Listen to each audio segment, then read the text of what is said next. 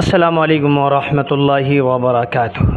नाज़रीन इकराम, आज हम बात करने वाले हैं कि दावत व तबलीग यानी कि जमात में निकलने के बाद में 4 काम ऐसे हैं कि जिनको बिल्कुल नहीं करना चाहिए।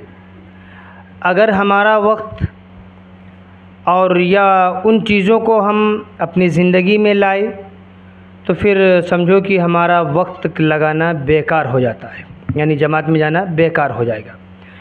तो क्यों ना उसके बारे में हमें ख़याल करना चाहिए और एहतियात भी करना चाहिए कि भाई कहीं ऐसा तो नहीं है कि उन 4 चीज़ों में हमारा वक्त लग रहा हो।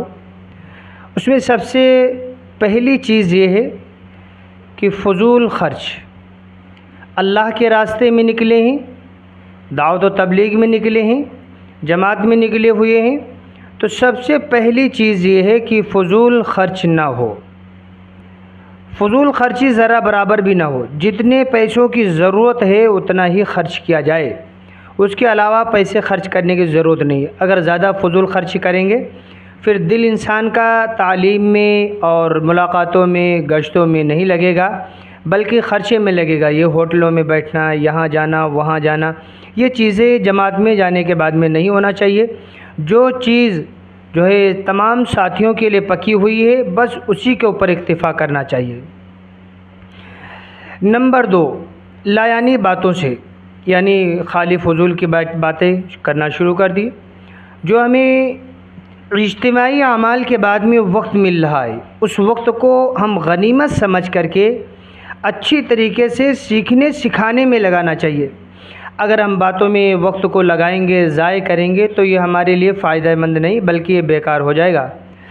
नंबर 3, दिल और ज़बान का सवाल बहुत अहम चीज़ है।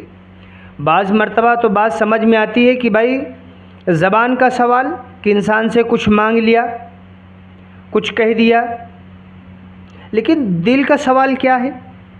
दिल के अंदर में भी ये सवाल नहीं आना चाहिए, ये वसवसे नहीं आना चाहिए कि भाई इनसे कहेंगे या हमको ये खिलाएं या पिलाएं, ये चीज़ ना होना चाहिए। दिल की से भी ना हो, ज़बान से भी ना हो। नंबर 4, बग़ैर इजाज़त के किसी साथी की कोई चीज़ ना ले। हम खुद अल्लाह के रास्ते में निकले हुए हैं, साबुन है, इसी तरीके से कपड़े धोने के साबुन, नहाने का साबुन, मिसवाक और मंजन वगैरह, ये तमाम चीज़ें ख़ुद हम अपने पैसों से ख़रीद करके ले करके जाएं।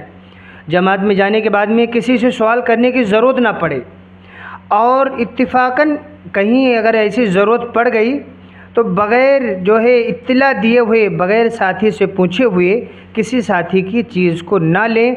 अगर इस तरीके से हम वक्त लगाएंगे, यानी इन तमाम चीज़ों का ख़याल करके वक्त लगाएंगे, इंशाअल्लाह हमारा वक्त लगाना बड़ा कारआमद होगा। और अगर इन चीज़ों में 4 चीज़ें जो हैं कि फ़ुज़ूल ख़र्ची, लायानी बात और दिल और ज़बान का सवाल, बग़ैर इजाज़त के किसी साथी की चीज़ लेना, इनमें से किसी में भी अगर हम अपना वक्त लगाएं या किसी एक अमल को करना शुरू कर दिए तो समझो कि हमारा वक्त लगाना बेकार हो जाएगा। तो क्यों ना जब हम अल्लाह के रास्ते में निकले हैं तो हमारा वक्त सही और अच्छा लगना चाहिए। इसके लिए दुआ करें अल्लाह ताला हमें सही से वक्त लगने वाला बनाए। आमीन। अस्सलामु अलैकुम वरहमतुल्लाहि वबरकातुहू।